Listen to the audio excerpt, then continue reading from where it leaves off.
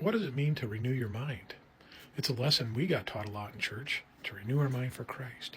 And it's something we talked about in our latest episode of the Dan and Cam podcast, which came out today, where we started off talking about Megyn Kelly and her reaction to the halftime show and just showing her just entitled opinion on what the world should look like and how this mindset, this closed, bubbled mindset of I don't allow outside opinions in, just like in the church.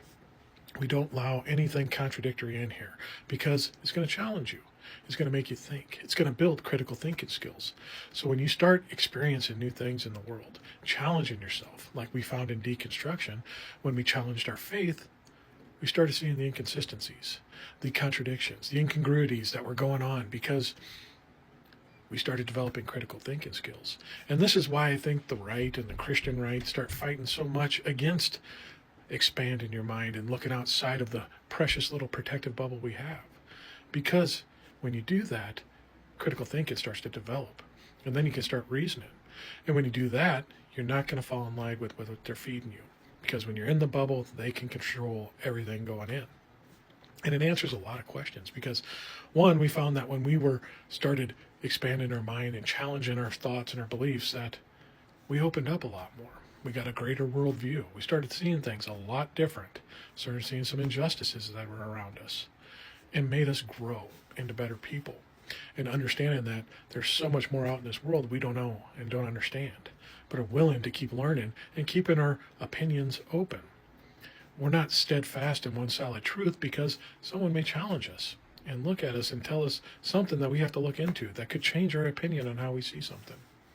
And that's growth. Willing to take in new stuff and apply it how it needs to be applied as you see it as factual when it comes in. But when you stay inside this bubble and don't challenge it, you never grow. And it answers one question when you see these people that you just wonder, why don't you see what's going on in the world? Why do you keep supporting the leaderships that we have when you see the inconsistencies and the evil things that they're doing? It's because they don't have critical thinking. They're stuck in a bubble, and they're programmed not to challenge themselves. So when you have a State of the Union saying that gas prices are $1.99, when the truth is that there's only 7 stores in the whole country that are $1.99, but the average is around $2.80, and you drive down the street and you can see that for yourself with your own eyes, people that critically think can recognize, well, that's a false statement. But people that don't know how to critically think, don't know how to open their minds and expand it, just take it in and accept it because they're afraid to renew their minds.